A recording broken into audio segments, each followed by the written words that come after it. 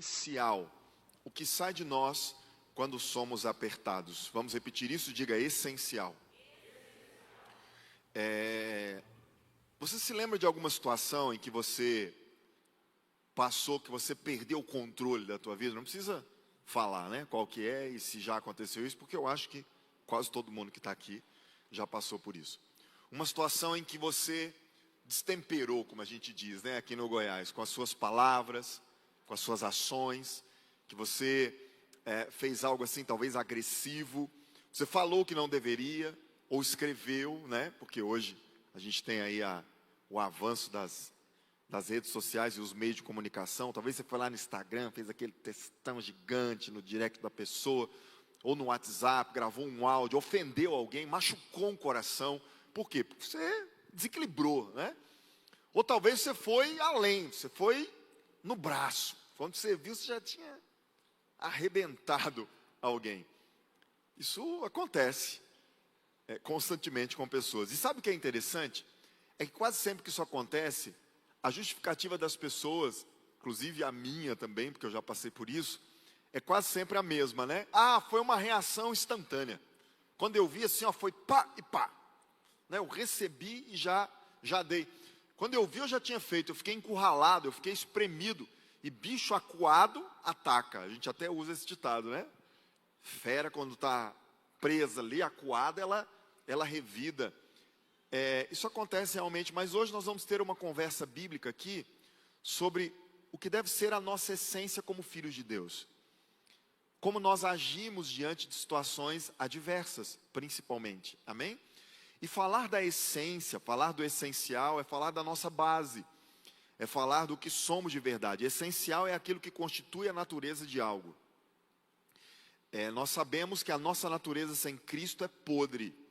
A nossa natureza sem Cristo é pecaminosa e ela é perdida. O Salmo 51, verso 5 diz assim, ó: eis que em iniquidade fui formado e em pecado me concebeu minha mãe. Então todos nós já nascemos em pecado. Não existe uma exceção para isso. A nossa raiz já é pecaminosa, ela é má. Romanos 3, 23, Paulo disse: pois todos pecaram e carecem da glória de Deus. Então todos pecaram, nascem em pecado. E Romanos 7, 18, Paulo disse assim: pois eu sei que em mim, isto é, na minha carne, não habita bem nenhum.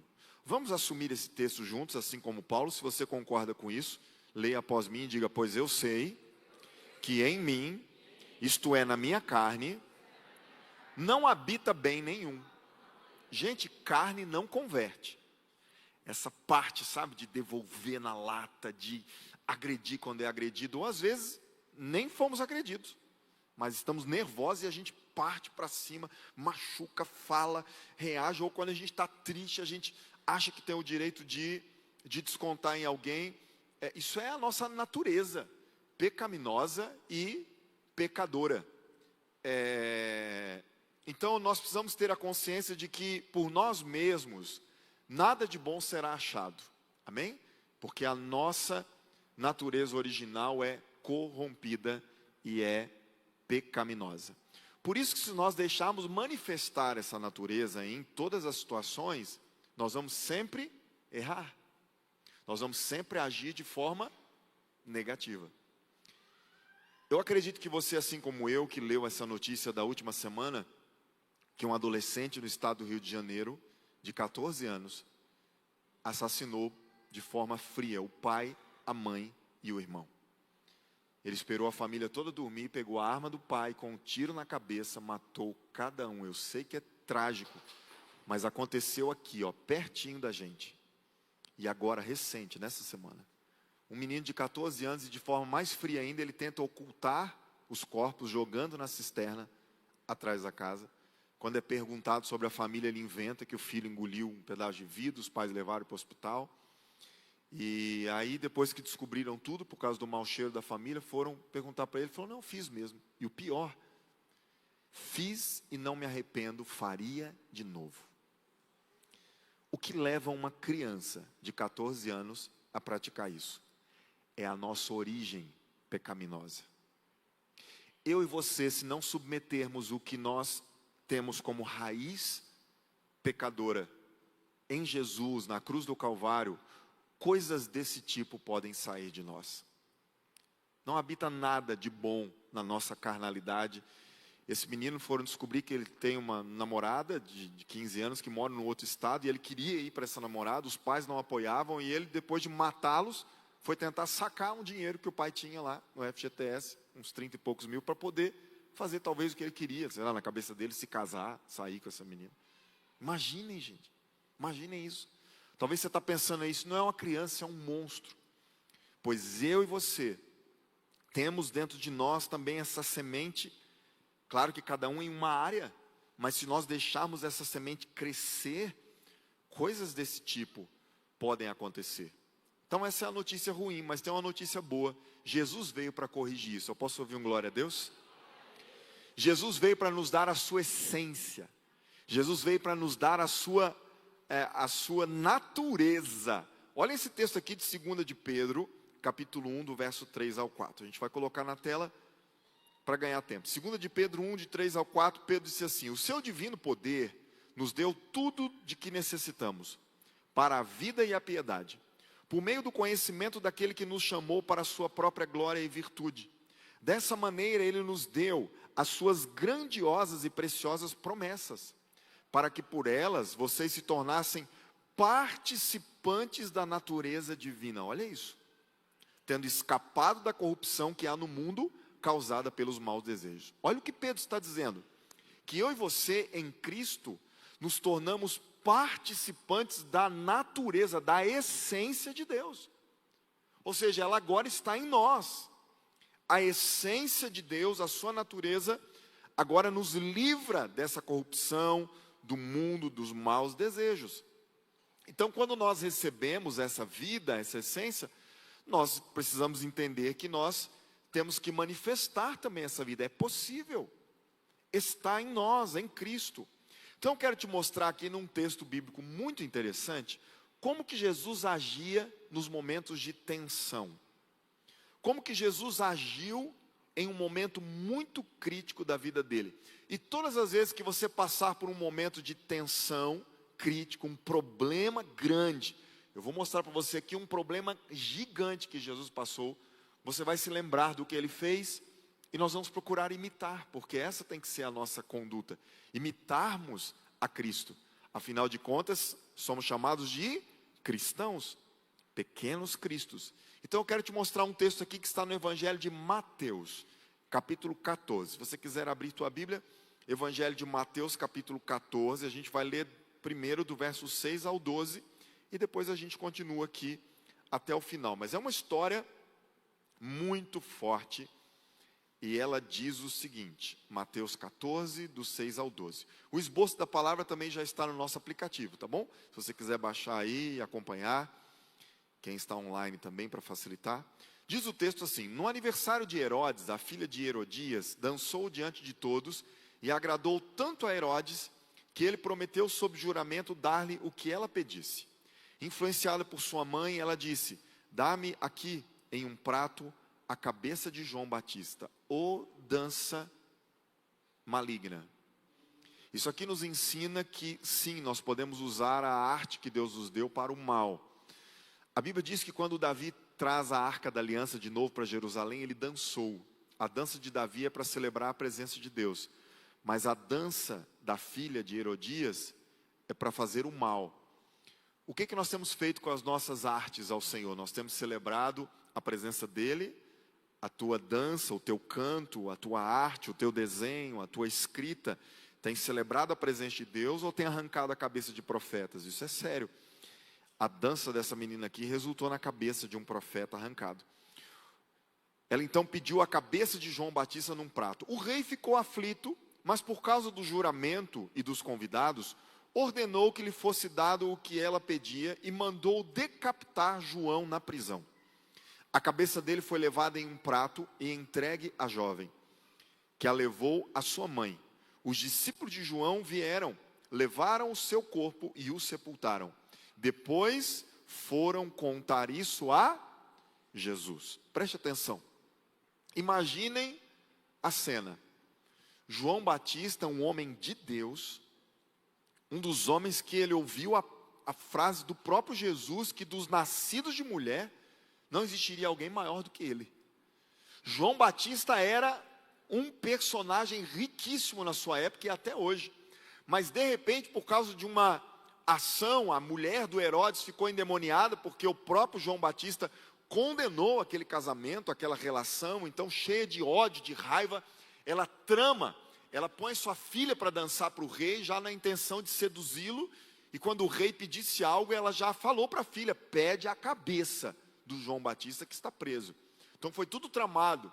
Mas eu quero que você entenda aqui agora que depois que João Batista morre degolado, arrancam a cabeça dele, os discípulos dele vêm, pegam o corpo sem a cabeça para sepultar, e depois que eles enterram, imaginem que enterro foi esse, eles vão contar para Jesus. E aqui eu quero te lembrar que João Batista era primo de Jesus.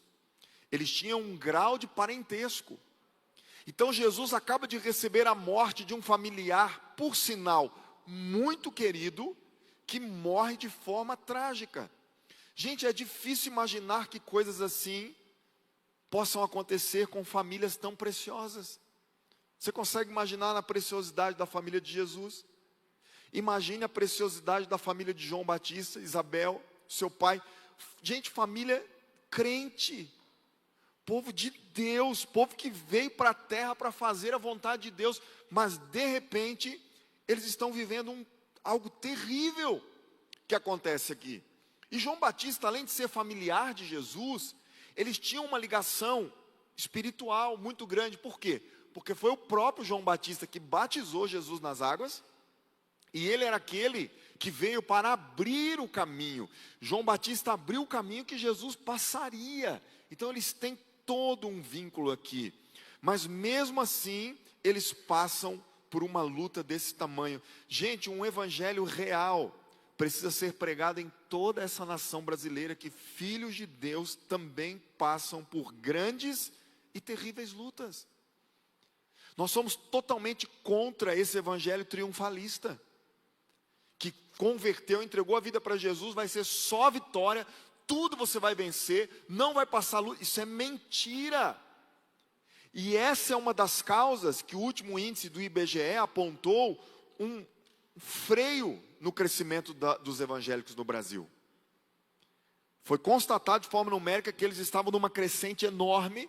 Em pouco tempo passariam os católicos, segundo dados do IBGE, mas isso deu uma freada. Aí teve um pastor muito infeliz, inclusive aqui da nossa cidade, que disse que isso é causa do bolsonarismo. Porque os pastores, depois da pandemia, se tornaram bolsonaristas e excluíram os esquerdistas da igreja, e freou o crescimento dos... Idiotice. E pior que o cara é inteligente, não sei, bebeu alguma coisa estragada naquele dia. Pastor, mas eu acho que o bolsonarismo atrapalhou. Tá, pode até ser que atrapalhou, mas até o bolsonarismo é fruto desse evangelho de triunfalismo. Porque uma grande parte da massa brasileira aí, evangélica, acreditou mesmo que o Bolsonaro seria o salvador dessa pátria. Claro que é, pastor, ele tem Messias até no nome. Ah, pelo amor de Deus, gente. E olha que eu sou de direita. Não estou criticando aqui não, inclusive tive a oportunidade de dar uma palavra e orar por ele, alguns dias atrás, quando ele veio aqui em Aparecida de Goiânia. Não fiquem tristes, vocês que são de esquerda. Se você quiser que eu ore pelo Lula, eu vou também, tá? Pode arrumar lá a agenda. Na verdade, eu vou ainda mais rápido. Levo um óleo, levo uma equipe, levo um time. Como eu fui com o Bolsonaro. Também precisa de oração, gente. Mas não é o Bolsonaro que vai salvar o Brasil. E o Brasil, mesmo que tenha um presidente cristão de verdade, que o Bolsonaro, isso é a opinião minha, tá? Cristão de verdade ali é a mulher dele. Você vê que é uma mulher de oração, mulher de Bíblia. O Bolsonaro, quando eu estava orando por ele, ficou com o olho aberto lá, assim. Qual que eu falei? Fecha o olho aí, ô ex-presidente. Né? Mas eu fui assim, em paz. Dei uma palavra leve lá. Então, nós precisamos entender que a salvação do Brasil não é o Bolsonaro, não é o Lula, não é nem o Nicolas, que inclusive eu admiro muito. E se fosse candidato a presidente, eu votaria nele de pronto. Mas não, a salvação do Brasil é o Senhor Jesus. E mesmo sendo o Senhor Jesus, nós não estamos isentos de passarmos por lutas terríveis, problemas. Esse é o evangelho real. Gente, a família de Jesus e de João Batista passaram uma luta. Aí talvez você fale assim: ah, pastor, mas então qual é a diferença de nós que somos crentes, cristãos, que temos Deus, para quem não tem? Se todo mundo passa por luta do mesmo jeito. A diferença não está no que passamos, mas como passamos. Deus não livrou José da prisão, ele livrou José na prisão. Deus não livrou Daniel da cova, ele livrou na cova. Deus não livrou Mesaque, Sadraque e Abednego da fornalha, ele entrou com eles ali na fornalha. E Deus não livrou Jesus da cruz, ele esteve com ele lá em todo o tempo. E provavelmente Deus não vai livrar eu e você da luta, da prova, do momento difícil. Por que, pastor? Porque Ele está conosco, e é nesse momento em que nós somos espremidos. Espremidos para quê?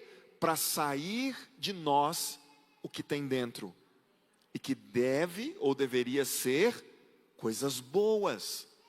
É sobre isso que nós vamos falar nesse texto hoje. Jesus está passando aqui um momento terrível da vida dele. Ele acaba de receber a notícia de um familiar morto, assassinado de forma cruel. Mas, quando ele é espremido, nós vamos ver o que sai dele. Vamos lá? Primeiro ponto: Jesus na dor, sua essência gera cura. Olha o texto. Estamos ainda em Mateus 14, ok? Continua lá. Agora vamos ler do verso 13, o verso 13 e o 14. Quando ouviu essa notícia, qual a notícia? Da morte do primo, Jesus se retirou de barco em particular a um lugar deserto. O que Jesus foi fazer aqui, gente? Orar, certamente. Chorar. Ele estava mal. Não, pastor, Jesus não ia chorar. Se ele chorou com a morte de Lázaro, o seu amigo não ia chorar com a morte do primo? Então Jesus está aqui num barco, indo para um lugar de, sabe, ele e o pai. Está mal, gente. Está aqui, aconteceu algo terrível. Mas aí o que acontece? Continua o texto. As multidões, ao ouvirem falar disso, saíram das cidades e o seguiram a pé. Quando Jesus saiu do barco e viu uma grande multidão, ele disse: vocês não estão sabendo não que eu estou de luto? Vocês não estão sabendo não que eu acabei de perder um primo? A porta da empresa tem a placa: fechado, luto em família. Vão embora, me respeita. Dá um tempo para mim, eu preciso de um momento a sós, eu preciso processar isso tudo que está acontecendo. Eu acabei de perder um familiar, eu estou mal, eu não posso fazer nada por vocês. Foi isso que Jesus fez? Não, na sua dor, Ele trouxe cura para pessoas. Olha o que a Bíblia diz que Jesus fez: teve compaixão deles e curou os seus doentes. Uau! Sim, Jesus estava triste. Sim, Jesus estava passando um momento difícil. Mas mesmo assim, quando ele é espremido pela dor, sai cura dele para que outras pessoas fossem abençoadas. A multidão o aperta, o problema o aperta, mas ele não faz o mal para essas pessoas, ele não negligencia. Ele, pelo contrário, ele tem compaixão. E a Bíblia diz que ele curou todos os doentes que ali chegaram. Que paradoxo, hein, gente? Eu estou precisando de consolo, mas eu curo quem está doente. E por que Jesus fez isso, gente? Porque essa era a sua essência. É a sua natureza. Ele liberava vida constantemente. O seu momento de dor libera cura para outros. Quando a morte chega para ele, a vida sai para outros. É assim, Jesus vai liberando. E eu reforço, isso está disponível para nós. Você pode dizer um graças a Deus por isso? Mas não parou aí não. Mateus 14 é fantástico. Depois de Jesus curar os doentes, vem o segundo ponto: Jesus na escassez, sua essência gera provisão. Vamos ler agora Mateus 14, do 15 ao 18. Diz assim: ao cair da tarde, os discípulos aproximaram-se dele e disseram: este é um lugar deserto, e já está ficando tarde. Despede a multidão para que possam ir aos povoados comprar comida. Jesus respondeu: eles não precisam ir. Deem-lhes vocês algo para comer. Eles lhe disseram: não temos aqui exceto 5 pães e 2 peixes. Tragam-nos aqui para mim, disse Jesus. Dá uma pausa aqui, gente. Olha o que está acontecendo. João Batista morre, a notícia chega para Jesus, ele sai para um lugar deserto para orar, fica sozinho ali com o Pai, a multidão o aperta, ele não deixa de curá-los, ele cura esse povo, só que aí a noite chega. O que Jesus podia ter feito? Já orei por vocês, está todo mundo sadio, agora vocês podem ir embora, comprar comida. Foi isso, inclusive, que os discípulos sugeriram. Mas é isso que ele faz? Não. Jesus diz assim, nós vamos matar a fome deles. Por quê? Quem estava doente foi curado, agora precisa comer. Não é assim? A doença passou. Lá em casa esses dias quase todo mundo adoeceu. Nós dois, né, Pipe? Ficamos firmes. É isso aí. Mas a Rosana e o Davi ficaram ruinzinhos. E aí, quando Sara, né, a mãe falou o quê? Vai comer agora, menino. Não, mas eu não estou com fome ainda, é o normal. Jesus curou o corpo daquelas pessoas e agora ele assume a responsabilidade de dar o alimento físico para eles também. Mas o que nós temos aqui? Só 5 pães e 2 peixinhos. Não dá para todo mundo? Dá. Vai acontecer um milagre. Gente, vocês conseguem notar que um dos maiores milagres de multiplicação na Bíblia acontece num contexto de dor de Jesus? Vocês conseguem notar que mais de 12.000 pessoas foram alimentadas num dia de luto de Jesus? Num dia que ele teria todas as razões para dizer assim, gente, eu não posso orar por vocês. Será que alguém iria recriminar Jesus, gente? Será que alguém iria condenar Jesus se ele falasse assim, eu acabei de perder um familiar, eu estou mal, por favor me deem só um dia? Todo mundo entenderia, mas não é isso que ele faz, porque ele entende que mesmo na dor, na luta e na escassez, o milagre acontece, a cura vem. Gente, eu quero que você note o quanto João Batista era importante para Jesus. Que sabe como eles se conheceram? Eles se conheceram quando Maria, de forma milagrosa, gera o bebê em seu ventre, através do Espírito Santo.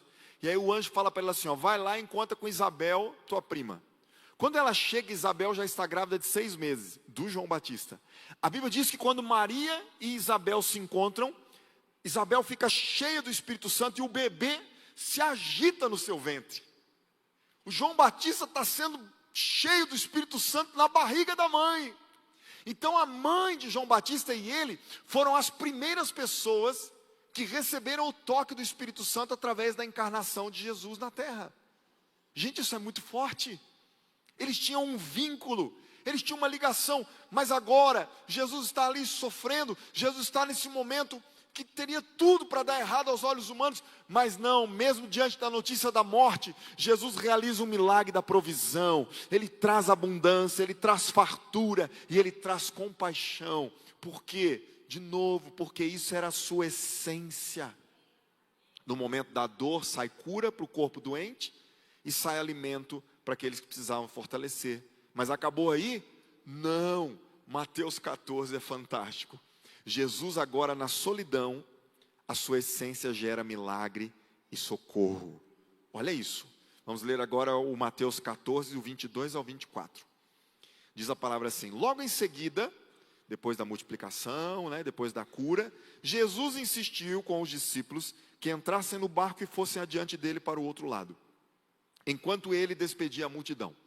Tendo despedido a multidão, subiu sozinho a um monte para orar.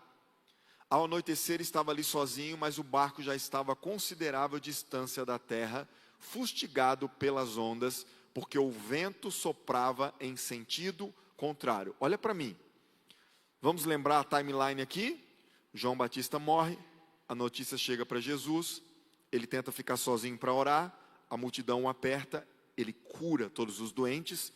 Esses mesmos que estavam doentes agora estão famintos, Jesus mata a fome deles. Mas agora, Jesus fala, eu vou ter um tempo sozinho agora. Discípulos, a Bíblia diz que ele insistiu com os discípulos. Entrem no barco e vão para tal lugar. Eu vou depois. Eu quero que vocês sigam na frente. Os discípulos obedecem. Ele vira para a multidão e fala, todo mundo curado? Tem alguém doente ainda? Não? Deus abençoe. Todo mundo de barriga cheia? Não. Deus abençoe. Vão para casa. Liberou a multidão, liberou os discípulos.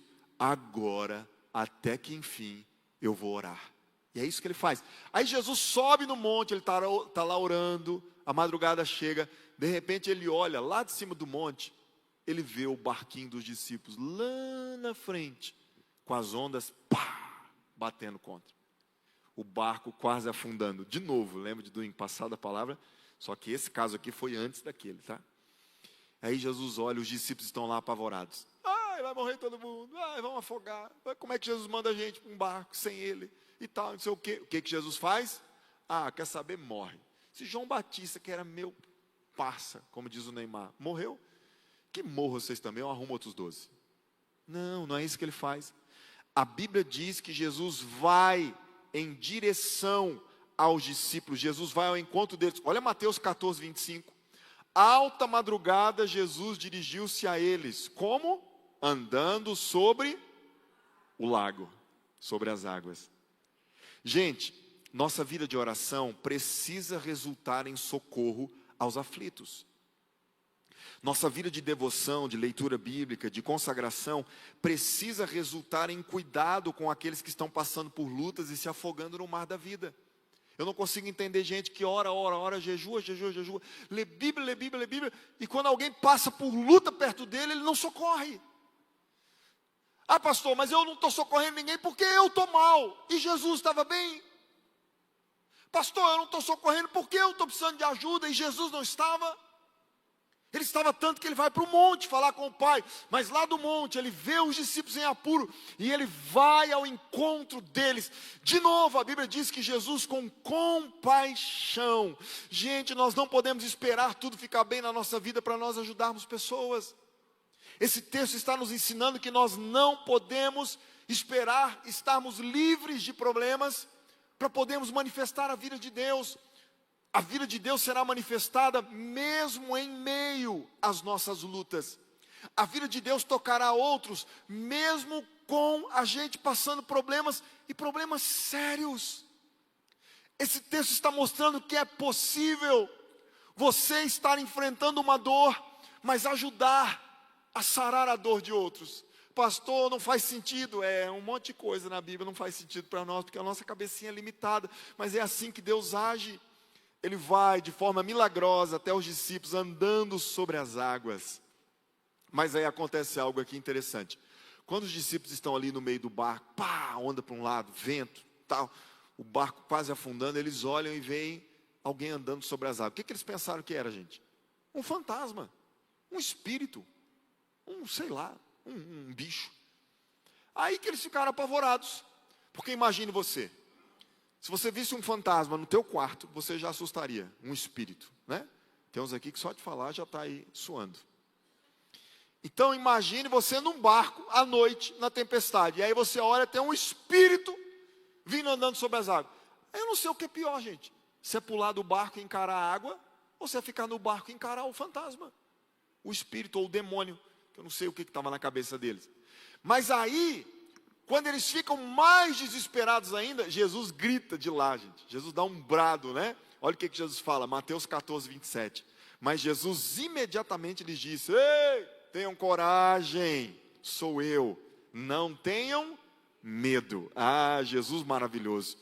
Ei, não importa a luta que você passe, a dor que você sinta, ou o lugar terrível que você se encontre, Jesus sempre estará com você, e Ele vai dizer: não tenha medo, eu estou aqui. Quem se lembra quando você era pequeno, ou quando aconteceu isso com os teus filhos, que estava lá de noite em casa e acabou a energia? Pá, tudo escuro. O que a gente faz com a criança? A criança começa a gritar, a gente pega na mão e fala: filho, papai está aqui. Filha, a mamãe está aqui. A criança para de chorar na hora. A luz voltou? A energia voltou? Não, está escuro ainda. Mas ela fica tranquila, porque o pai e a mãe estão perto. Eu vim aqui hoje para te dizer que talvez essa luta que você está passando, essa noite escura, essa tempestade, esse problema, essa dor que você está sentindo como Jesus sentiu, mas Ele está perto de você dizendo: não tenha medo. Ele está pegando na tua mão hoje dizendo: eu estou contigo. Eu estou contigo. Quem recebe essa palavra, diga amém. Então, uma situação difícil aqui. Aí o próximo e último ponto. Pedro na tempestade é ousadia na luta e é oportunidade de crescimento. Gente, uma situação terrível. barco, vento, ondas, fantasma, espírito. Aí quando eles descobrem que é Jesus, o que Pedro faz? Pedro achou uma oportunidade de crescer. Imediatamente ele falou: Senhor, se é você mesmo, manda eu ir andando até onde o Senhor está. Gente, Pedro foi demais aqui. Eu sei que Pedro era canseira. Eu sei que Pedro demorou um tempão para converter. Na verdade, ele converteu só depois que Jesus morreu. Pedro deu um monte de bobeira. Ele cortou a orelha do soldado sem poder. Ele falou que Jesus não ia morrer. Pedro negou Jesus. Pedro foi quase uma tragédia. Mas depois virou topíssimo que até hoje a gente é tão edificado por tudo que Deus fez na vida dele. Mas Pedro, inegavelmente, ele foi aqui muito corajoso. Porque mesmo no momento da luta, ele acha uma oportunidade para viver algo extraordinário. Notem, o mesmo recado está sendo dado desde o início do texto. Sempre no momento da luta existe oportunidade de crescimento. Sempre no meio da dor vai existir possibilidade de vivermos algo novo. Não tem dor que não tenha algo de proveito nela. Não tem luta que você saia dela sem pelo menos uma coisa para você dizer assim: nisso aqui eu cresci, e nisso aqui eu amadureci. Pedro não deixou passar o momento, gente. Ele recebeu o comando. Jesus falou: então vem, pode pisar na água aí, vem andando. Gente, imagina, desceu, quando Pedro pisou na água, ele estava firme como esse chão aqui, e ele viveu uma das maiores experiências da sua vida: andar sobre as águas ao encontro de Jesus. No domingo passado a gente falou aqui sobre um texto em que Jesus está no barco com os discípulos dormindo, e ele acalmou a tempestade. Agora nós estamos vendo uma outra história de um barco sem Jesus, que também está no meio de uma tempestade. Mas Pedro mostrou o caminho. Qual é? Ir até Jesus, mesmo que seja fazendo o impossível, pois ele nos capacita. Se você fosse olhar de forma humana aqui, qual era o lugar mais seguro no meio da tempestade? Dentro do barco ou fora dele, gente? Dentro do barco. Pelo menos o barco ainda está boiando. Mas não. O lugar mais seguro na tempestade não é dentro do barco, não é em nenhum outro lugar, é onde Jesus está. Mesmo que seja no meio da bagaceira. O vento está soprando, onda para todo lado, mas o Pedrão foi até onde Jesus estava. Quem mais quer andar sobre as águas aí, gente? A gente até cantou isso hoje, né? E nem foi programado. Claro que foi pelo Espírito Santo. Preste atenção e grava isso. O medo quer afundar a nossa fé. O medo é o maior inimigo da fé. Ele vai tentar agir no teu coração para você deixar de acreditar e começar a afundar nas dúvidas, nos questionamentos. Mas aí no momento de fraqueza, sabe o que Pedro gritou? Quando Pedro está andando para Jesus, o que acontece? Ele começa a olhar o vento. Gente, não é uma cena fácil, né? Se coloque num lugar, e aí o vento batendo, ondas, o mar, gente, à noite. Aí Pedro começou a olhar, notar o vento, a Bíblia diz, e começou a afundar. Só que quando ele começou a afundar, ele acertou de novo. Porque ele gritou: Senhor, salva-me. Na hora que ele fala isso, a Bíblia diz que imediatamente Jesus vem e o toma pela mão. E aí, quando Jesus pega ele pela mão, ele falou assim: rapaz, tenha fé. E aí eles entram no barco juntos. Aí vem Mateus 14, 32. Quando subiram no barco, o vento cessou. Lembre-se, com Jesus no barco, tudo muda. Então, por favor, pegue essa palavra sempre que você passar por algum momento de grande luta, de tensão, de aperto. Nunca deixe de crer que existe uma saída, mesmo que ela seja a mais improvável, como andar sobre as águas. Mas se Jesus te chamar, vai. Porque é no meio da crise que estão grandes oportunidades para vivermos grandes coisas. Existem empresas que nascem no momento de crise, de luta. Existem bons negócios que nascem, ministérios que surgem através de grandes dores. Existem casamentos que surgem, existem alianças que surgem no momento da dor, no momento da luta. Então fique atento, por favor. Tem muita gente que critica Pedro, né? Ah, mas Pedro afundou. Ah, afundou, mas ele foi o único que andou sobre as águas, junto com Jesus. Você já viu mais alguém andar sobre as águas? Só em filme da Marvel. Então Jesus, recapitulando aqui, na noite seguinte de receber a notícia triste da morte de João Batista, ele curou vários doentes, ele alimentou uma multidão de pessoas e ele salvou os discípulos do naufrágio. eu concluo te dizendo que da mesma forma deve ser conosco. Por quê? O nosso viver é Cristo. Então, se nós passarmos também por lutas assim, que nós possamos abençoar pessoas. Pastor, mas eu não tenho como abençoar, porque eu não estou bem ainda, não está tudo certo. Não espere ficar tudo certo.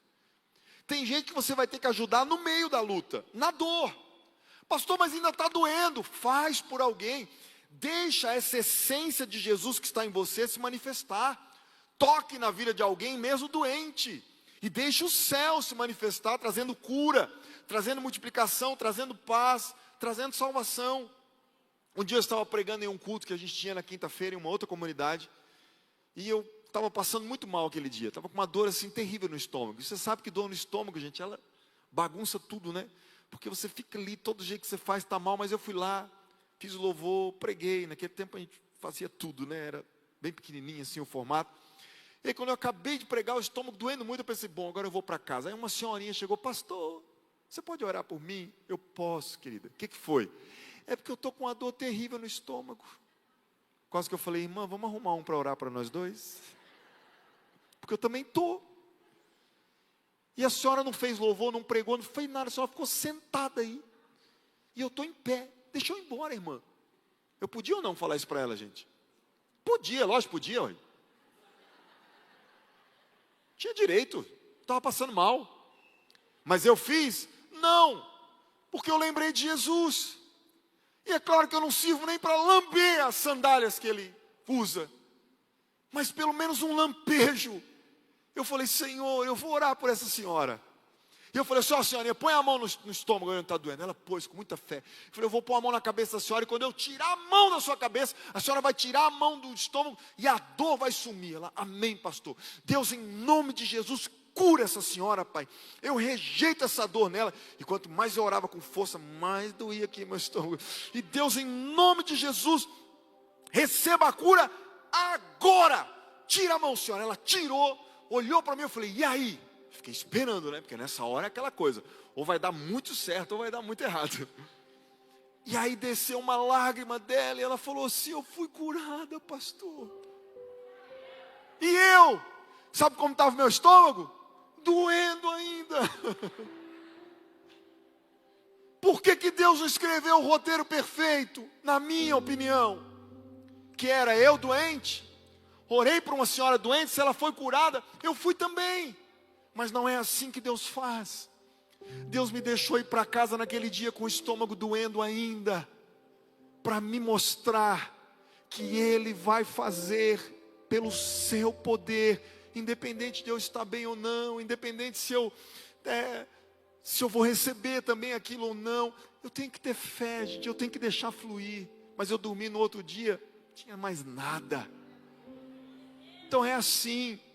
Talvez você está esperando, não, pastor, a hora que eu prosperar mesmo de verdade, eu abençoo alguém.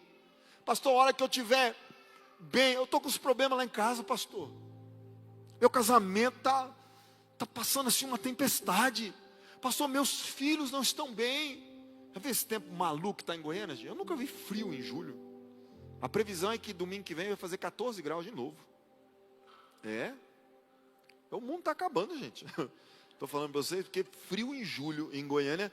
Então o que é isso? O povo tudo doente, adoecendo, doença respiratória para todo lado. Aí talvez você está falando, pastor, nem no culto eu vou fazer louvor, eu vou cantar para a recepção. Eu estou mal, pastor, não vou fazer nada para ninguém não. Vou cuidar da minha vida. Ei, isso não é o evangelho de Jesus. O evangelho de Jesus é a gente fazer pelos outros, mesmo quando a gente está precisando. Mas e aí, pastor, se eu fizer pelos outros precisando, quem vai fazer por mim? Você precisa mesmo ouvir essa resposta.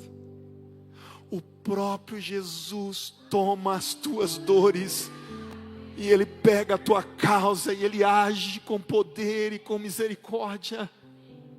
É isso que Ele faz. Olha o que acontece aqui, último texto. Terminou não, Mateus 14 é poderoso. Olha o verso 34 agora. Depois que atravessaram o mar, Jesus entrou no barco, acalmou, chegaram à terra de Genezaré.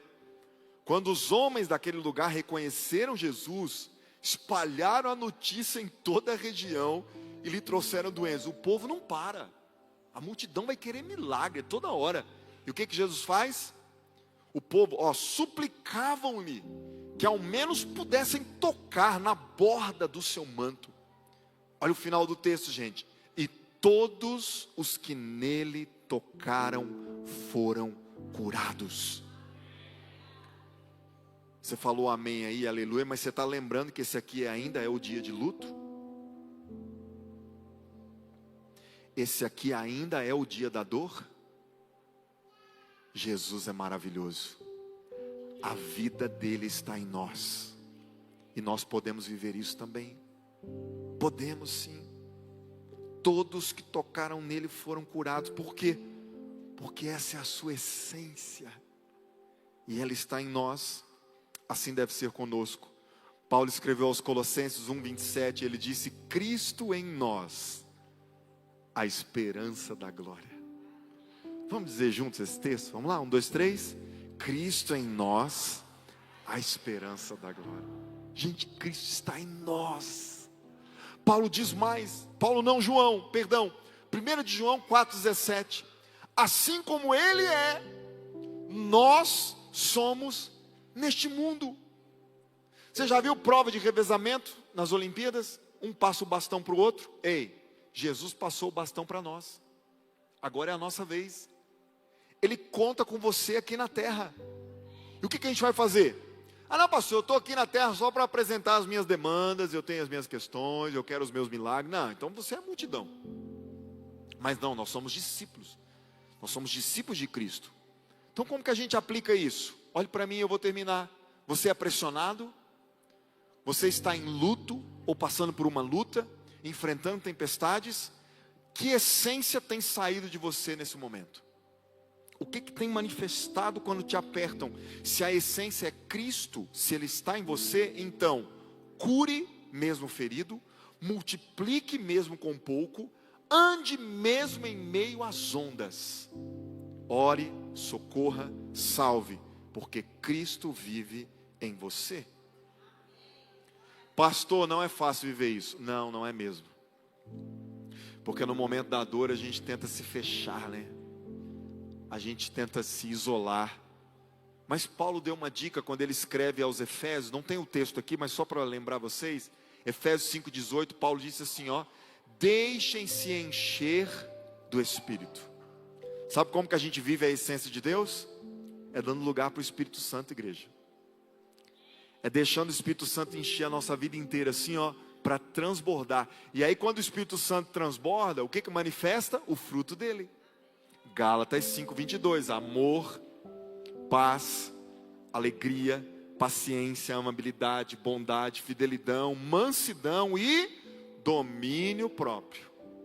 Eu domino o mal que quer manifestar e eu libero vida.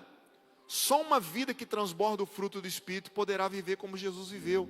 Então olhe para mim e eu termino aqui. Talvez você está hoje enfrentando um problema muito grande. Que só você e Deus sabe o quanto está te apertando. Mas por favor, deixe o Espírito fluir. E libere vida. Sabe?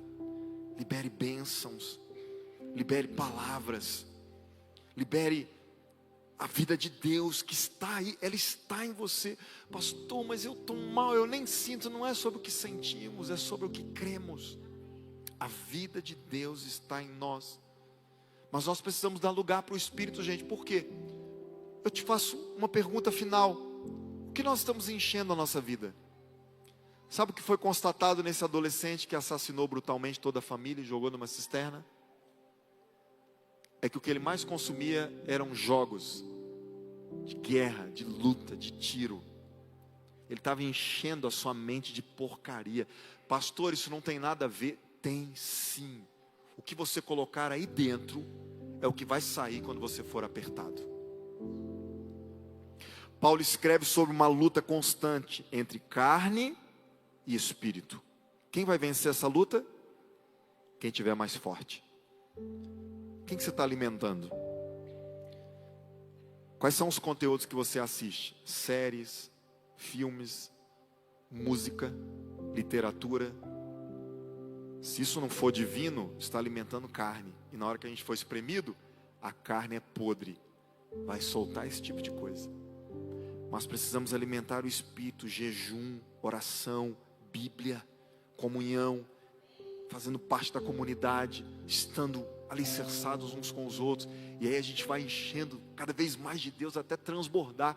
E aí na hora que vier aquela espremida da vida, a gente libera a vida de Deus. Vamos orar buscando isso juntos? Pode ficar de pé aí, por favor.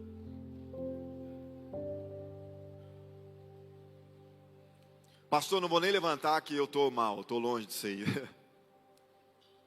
Não é fácil não, gente. E essa palavra não é uma palavra de julgamento aqui, de condenação.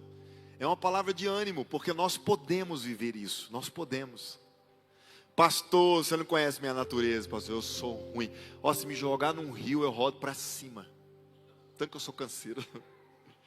Né? Então, assim, não, todos nós, não tem ninguém aqui, ó, que é fiozinho de ouro.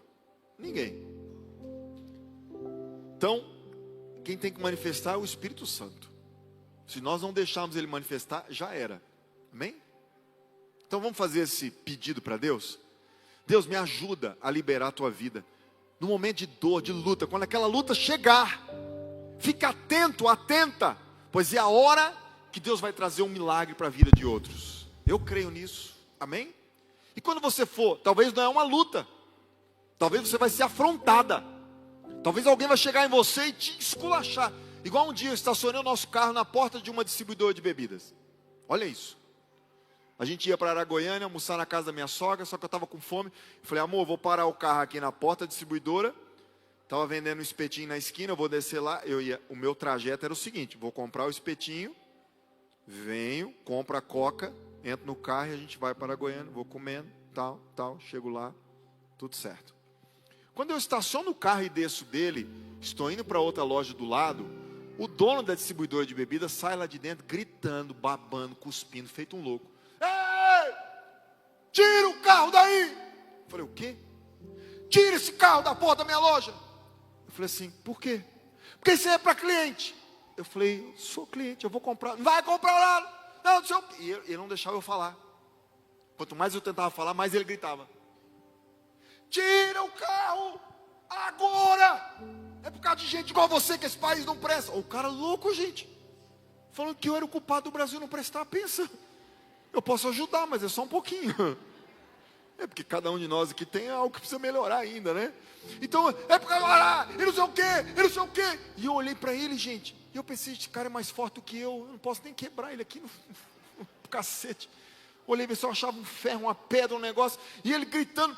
Quando ele calou um pouco, eu consegui falar para ele assim, ó, criatura, eu vou comprar um espetinho, vou voltar e comprar uma coca sua e vou embora, por isso que eu estacionei aqui. Ele falou, não vai comprar nada, sai da minha loja, desse jeito. Eu olhei para ele e falei assim, esse cara é louco, esse cara precisa tomar uma surra. Aí quando eu olho para dentro do carro, a Rosana está lá me chamando desesperada, vem embora amor, pelo amor de Deus, eu não quero ficar viúva. Vem embora, os meninos com o olho arregalado. E eu olhei aquilo e falei assim, gente do céu, esse cara está me mandando embora da loja dele. Eu ia comprar a coca, gente. A minha vontade foi entrar no carro, passar por cima dele, passar por cima da loja, quebrar tudo. A minha vontade foi ligar para uns parça que a gente tem e falar assim, estaciona aqui na porta dele, por favor. Porque eu não tive coragem de quebrar ele, mas você pode quebrar. Mas o que eu fiz? Engoli tudo e deixei o Espírito Santo agir. Entrei no carro calado, humilhado, esculachado, debochado e saí dirigindo. Pastor, você saiu igual um cachorro com o rabinho entre as pernas? Pode ser. Só que eu falei para todo mundo no carro também, não quero um pio. E ó, fui daqui para Aragoiânia, calado. E aí? E aí, eu te digo, é melhor ter paz do que ter razão. Eu tinha razão para enfiar um murro, Glaico, no meio da fuça dele? Tinha ou não? Manuel, tinha ou não? Pronto, eu vou perguntar só para os homens. Eu tinha toda a razão para quebrar os dentes dele. Mas se eu faço isso, é o Daniel. Eu não fiz, quem agiu Foi o Espírito Santo. Então, todo momento de aperto que você passar, você escolhe o que vai manifestar: a natureza pecaminosa ou a natureza divina. Confesso para vocês que de vez em quando eu passava lá na porta, sozinho, com os vidros fechados, e parava de novo na porta dele. Ele é louquinho, gente. Ele sai, você para um carro lá e já sai. Sai! Sai! Ele nem lembra que sou eu, porque eu estou com o vidro fechado. Mas todo mundo que estaciona lá, ele faz isso. Então, um dia que você quiser arrumar uma treta, eu te... Não vou falar. Não. É um demônio, gente. Então, é um endemoniado. E aí, você vai ficar caindo nessas armadilhas do diabo? Né, pastor? Você é um trouxa. Eu não levo desaforo para casa. Se você não leva desaforo para casa, você também não leva Jesus para casa. Pastor, eu não engulo sapo. Você não engole sapo e também não engole o Espírito Santo. Não deixa ele manifestar. É a escolha. E aí, como é que a gente vai viver? Vai viver quebrando pau, xingando, ofendendo. Tô mal, tô de luto. Não. A nossa essência é a de Deus. Então vamos orar juntos para buscar isso. Não é fácil não, hein? Mas essa canção agora é uma boa oração para a gente buscar isso de Deus. Então, por favor, cante conosco essa canção e faça a tua oração agora, dando lugar para o Espírito Santo, pois Ele está aqui. Amém?